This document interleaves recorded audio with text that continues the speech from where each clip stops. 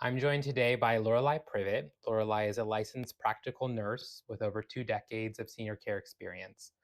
She is currently a care manager at Assisting Hands, but her career includes time as a wellness director, a memory care director, and so she is the perfect person to be with us today to talk a little bit more about Alzheimer's and dementia in honor of June, which is Brain Awareness and Alzheimer's Awareness Month. Thank you so much for being here today with me, Lorelei. Thank you, Sean. So we'll just kind of go ahead and start with a few of the questions here. So the first question is, are Alzheimer's and dementia the same disease or are they different? So, Alzheimer's is dementia. There are many forms of dementia. It is a very broad term. So, Alzheimer's falls under that term, as well as Lewy body's dementia, frontotemporal lobe dementia. They all Makes fall sense. under dementia. So, And so, how do I know the difference between normal aging and the early signs of Alzheimer's? Let's say, for example, that my loved one is starting to be forgetful, they're getting older. How do I know that it's not just the normal process of getting older? yeah, so normal aging does not interfere with everyday living. Normal aging is occasionally misplacing your keys. You may forget someone's name periodically. When it starts to interfere every day with life, you you may need to be evaluated by a physician. By that I mean you wake up and you don't realize that you need to change your clothes or take a shower. You're leaving your house, your loved one may be leaving the house and they don't know how to get back home. You're finding keys in the middle of a pan pie in the oven, somewhere where they never should have been. Um, just random things that you're like, okay, something's very, very off. And you'd want to definitely talk to a doctor. Mhm. And so, what exactly is happening to the brain of someone with Alzheimer's? So, when somebody has Alzheimer's, there is structural and chemical changes. And as the disease progresses, you start to see brain volume decreasing, and there's a loss of connectivity between brain cells. And that's where you start seeing, your loved one has lost the ability to um, get dressed or follow commands, sequence things because of the connectivity loss Mhm. in their brain. And so, your brain is literally degrading at the same time that you're losing Yes, muscle mass, you're yes, losing your brain yes, as well, is yes. doing the same thing. Mhm, Yes, it is essentially brain failure. mhm. So, And so, a common worry for a lot of family members that have a loved one with Alzheimer's is safety.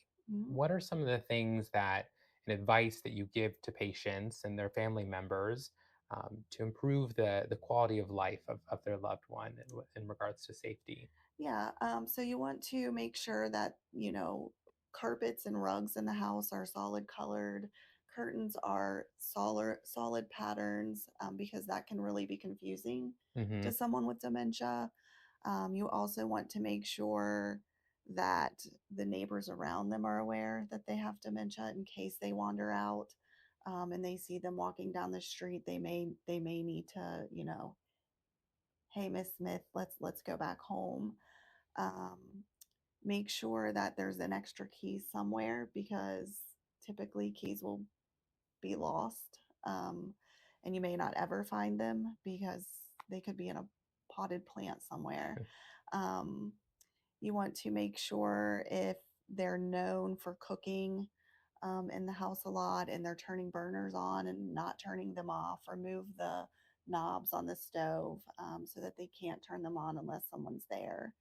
Um, if there are steps, you want to make sure that there's definitely adequate lighting in the house, in all the house, not just steps, but um, just make sure that there's adequate lighting. Any trip hazards are removed from the house. So, just some of those more common things that you need to walk around and just look for. So going back to your first point, that's really interesting. I'd never heard that about solid colors for Mhm. rugs and for for curtains. Why exactly is that confusing to an Alzheimer's patient? So their brain becomes unable to process what they're looking at. Hmm. So, for instance, if you are walking on solid wood floors and all of a sudden you come to a rug that's maybe a lighter color, a gray or a blue, the brain may be telling them that that's water or that's Hmm. mud. And this person literally will not take a step onto that rug because they're afraid of water or they don't want to Oh, get wow. dirty. And Hmm. so they stop where the wood stops. So if there's a lot of different patterns on the floors, you may see them not willing to walk into certain areas of the home because Hmm. of the floor. Oh, wow, that's really interesting. And so that's kind of a little bit further down the line as the Mhm. disease Mhm. progresses, right? Yeah. What are some of the kind of earlier signs of Alzheimer's? The earlier signs again are, maybe they're staying up late. They're starting to get their days and nights mixed up.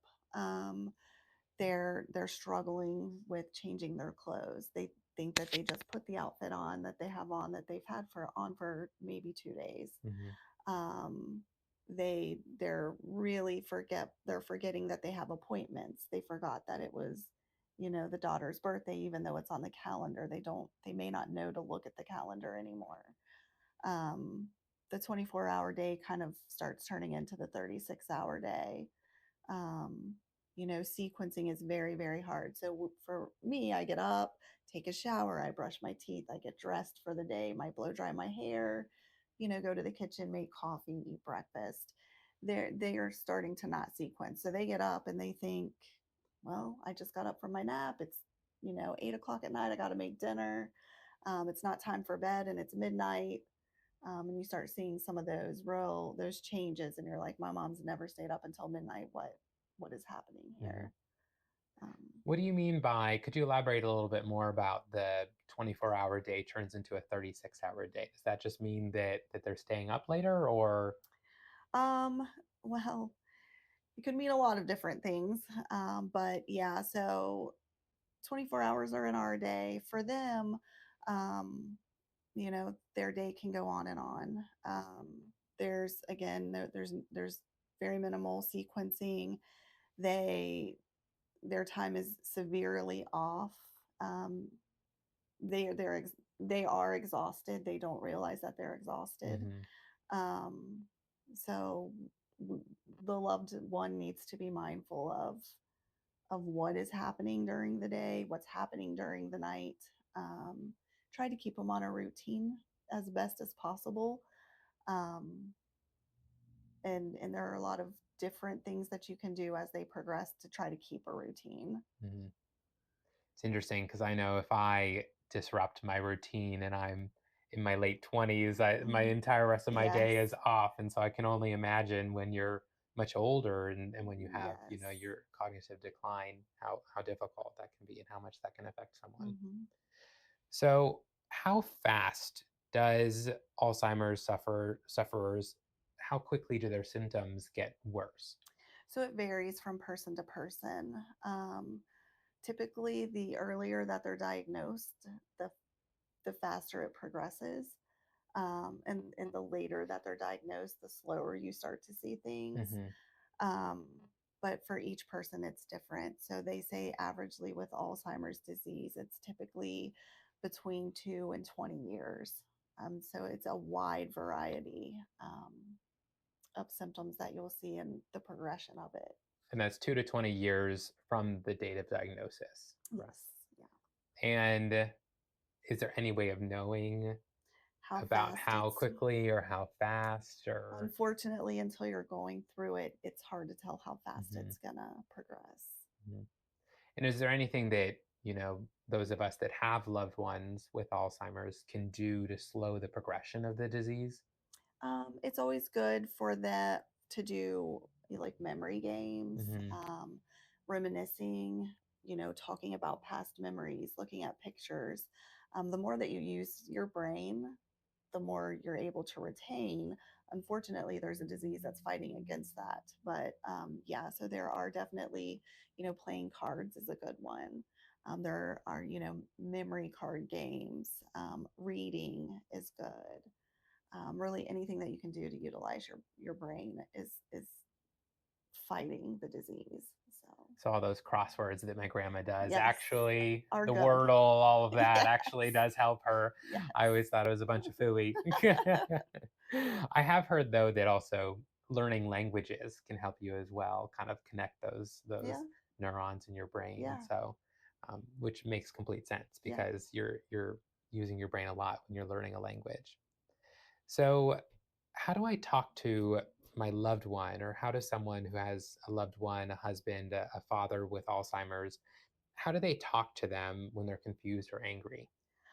Just remember that we need to be in their reality, and their reality may be completely different than our reality.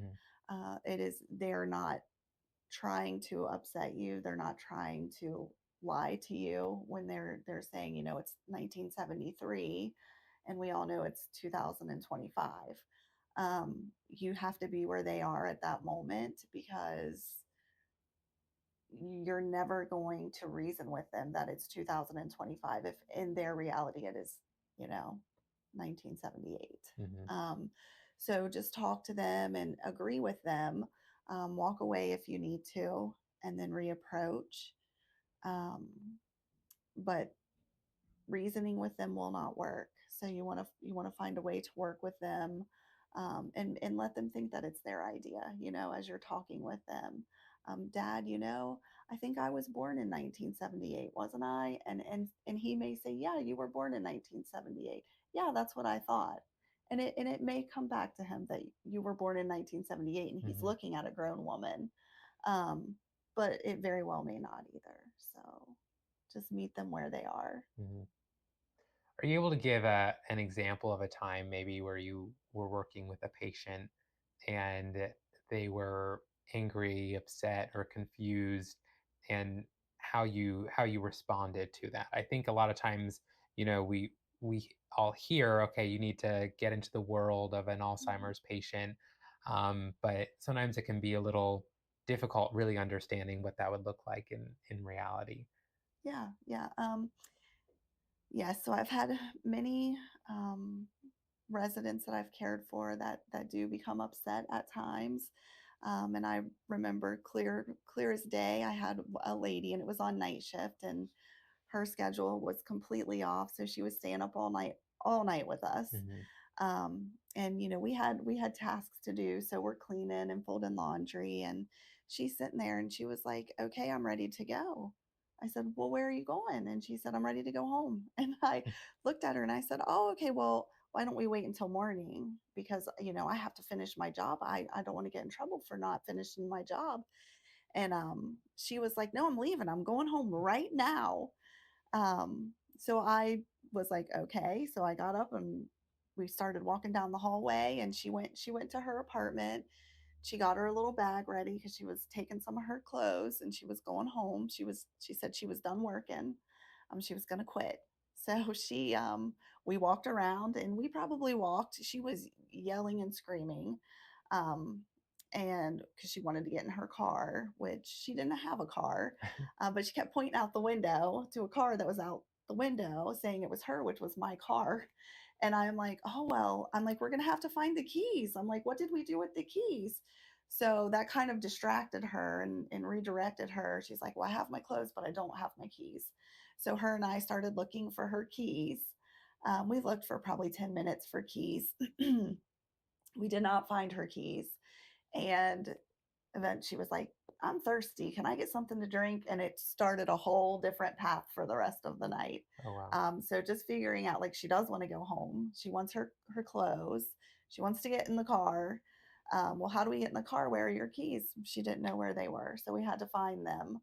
Um, and through that, she was like, "I'm thirsty. I need a snack." So we took a break, got a snack, and we finished folding laundry and doing the task that needed done. And she went to bed shortly after. Hmm. So And that was prevented a big argument. I'm sure it would have been, yes, yes, yes, and a lot of stress on your end as well was yes. prevented by taking that approach. That's awesome.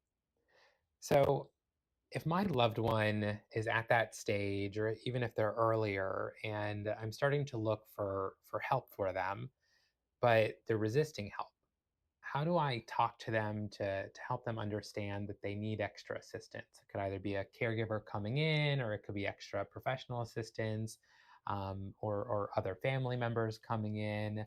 How do I bring up that conversation with them? So when you're talking to someone with dementia, um, remember that you're gonna tell them or ask them if they want help, and 99% of the time they're gonna say no. As an adult, if somebody comes to me and says, "Hey, do you want me to help you with your shower?" I'm gonna be like, "No, no, I don't, but thanks." So you just need to, be a little more direct and say, Dad, I've noticed that you've not been taking your showers like you should, and I'm gonna have a friend come in, and she's gonna see you a couple of times a week. And maybe you don't mention the friends coming to do the shower because it's gonna start. It may agitate your dad, and then your friend comes in and the friend can be like, oh, did you get a shower today? And if that person is well versed with memory care, they're going to know how to address the situation. Let's go ahead and go in the bathroom and get the water started, get the bathroom warm, and get everything ready, and then just slowly talk to them and get them into the shower. um, but if you're just telling them like, look, you're not doing what you need to do, we got to get somebody in here. It's probably not going to go well, um, because they don't know that they're not taking care of themselves. I imagine there's been a circumstance similar to that since you've been working at Assisting Hands, where you've had someone resist wanting to have a caregiver come in and help them out, Hmm. right? How did you approach? Have you had that situation recently, Oh, and many how did you times. approach it? Yeah, so we'll use showering as an example. If I'm going in to give somebody a shower, and I was once asked by my boss, like, hey, can you go in and get her a shower? She's refused to shower for the last week and a half. I'm like, oh, okay. She's like, go in there and work your magic. So I go into this resident's room, and I knew as soon as I walked in, this is going to be a no go. So I walked in and I'm like, okay, it's you know what today is. It's Wednesday, so we got to get cleaned up because you have a big date tonight, a big dinner date tonight. And she's like, oh, I'm not taking a shower. I've already had my shower. I'm clean. I have clean clothes on, which I knew was not the case. Hmm. And so I'm talking to her. We walk into the bathroom. She walks into her bathroom and I shut the door behind her. She turned around and she was like, I'm not telling you, I'm not getting in that shower. And I said, well, we really need to take a shower before dinner. And I turned the water on, and the whole time she's, no, no, no, I'm not doing this. And I'm like, okay. And she said she had a stool in her bathroom. She sat down on her stool, and she's brushing her hair. And I just reach over and I'm like, okay, let's get your shoes off. And I start telling her step by step, like, okay, let's take off your shoes. Let's take off your pants. And she's combing her hair, talking about her dinner date. Um, and slowly she gets all of her clothes off. The water's warm. The supplies are all right there. I was able to get her into the shower. And as she walked into the shower, she turned and said, I told you I wasn't taking a shower. And I said, I know, but now you're already in, so we might as well finish. And she said, you do this to me every time. And she took her shower, finished her shower. When she was done, I blow dried her hair for her. She went to dinner and sat with her friend for her dinner date. So, um, and she was the hardest shower I've probably ever done, but I figured out this is how it works. Mm. And for whatever reason, I was the only one that could get her into the bathroom and just talk her through the situation. Um, and then she was in the shower before she even realized that she didn't want it. It's a very common issue is people not wanting to shower.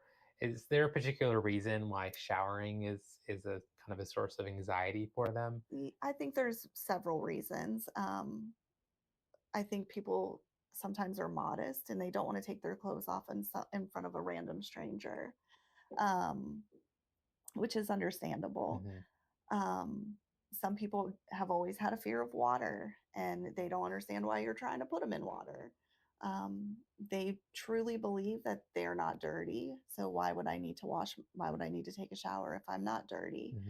Hmm. Um, If it's cold, if it's wintertime, it seems to be worse because it's cold and they know that it's cold. And that's the reason why you want to turn the water on and shut the bathroom door and get the bathroom nice and steamy. Um, as a caregiver, you may burn up when you're in there because it's nice and warm, but the client is a lot less apprehensive to the Hmm. shower if it's warmer. Um, I think those are a few of the biggest reasons why they don't like showering. Do you ever just turn the heat up in someone's house right before they Yeah, shower just to yeah, kind of help make them a yeah, little bit more comfortable? Yeah, absolutely. little things like that that are tricks of the trade that can Yep. make things a lot easier for you.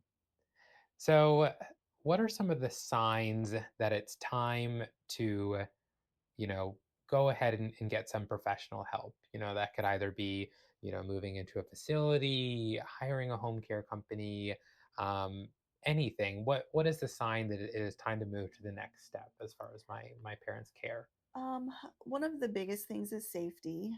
So if you're not able to be with your loved one 24 hours a day, 7 days a week, and you know that they're kind of starting to wander around, or they left the oven on for 20 hours, or they left the water in the bathroom on and it flooded the bathroom. Those kind of things where you're starting to see like, okay, like this is not safe for, my loved one. You may want to have a home health company come in. You can get a private caregiver to come in and be there for 4 hours, 8 hours a day, whatever's needed. Or you can look at a memory care community, if you so choose. Um, Either way, whatever's right for your loved one and your family, safety is definitely the number one thing you need to think about. Mhm. And so, why would I choose going with a home care company versus a facility? What are some of kind of the key points I should take into consideration when deciding between those two? Yeah, so staying at home, obviously everyone wants to stay at home, and private caregivers allow that a lot longer, for clients with memory care issues. Um, if you find the right caregiver, you may be able to keep mom or dad at home for years.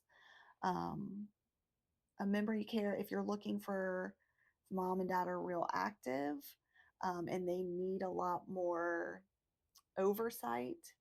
Memory care may be the way to go if you're looking for nursing care, if they need more nursing care. Um, I would say that's more if you have major, major behaviors and they're taking medications that need to be monitored, Hmm. would be a memory care situation.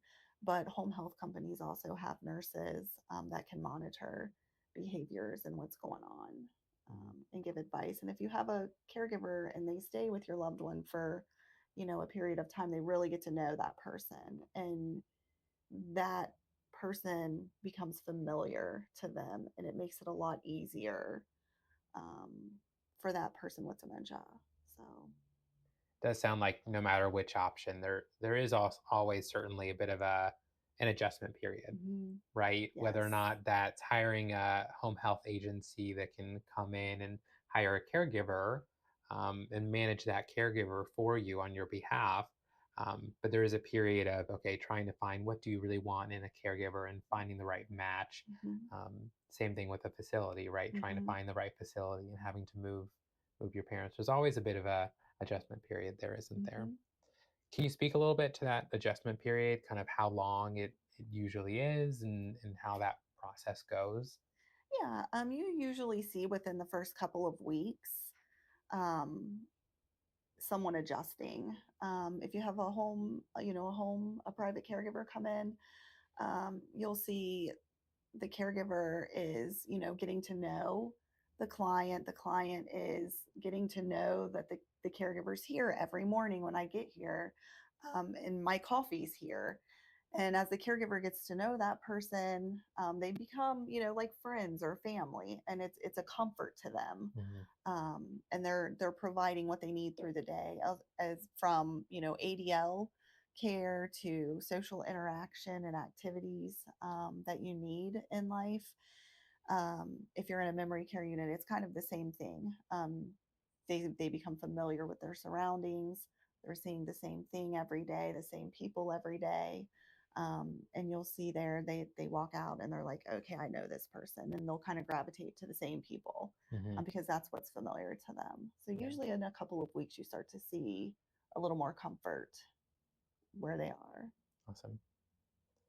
And so the last question we have is that many family members struggle with a sense of guilt, feeling like they're not doing enough, feeling like they're losing their loved one to the disease. What is something that you would say to them to kind of help them through that? Just remember that you can't do it alone. You will need help. It can be a long journey, um, and there are ups and downs every day. Um, don't place unrealistic expectations on yourself Mhm. because 24/7 does not allow you to take care of yourself. So you need to take care of yourself first and foremost to be able to take care of your loved one. So if you need a private caregiver, just to be able to step away from the house, to get out and take a walk or go get your hair done or whatever it is that you do for self care, um, that's essential. Take care of yourself to take care of your loved one. Mhm. And so I know, of course, Assisting Hands is a resource, but Mhm. what are other resources beyond Assisting Hands services that caregivers can utilize that you would recommend? Yeah. So um, your doctor's office will obviously have information that they can give you. There are support groups. There's Alzheimer's Association. You can go to their website. It's alz.org. There's more information than I've probably ever even looked through on their website. They have a list of um, support groups as well. Assisting Hands has a dementia education um, virtual class that they do once a month. Learning as much as you can about the disease is going to help you in the long run. So, and having other people that have been through what you're going through will help.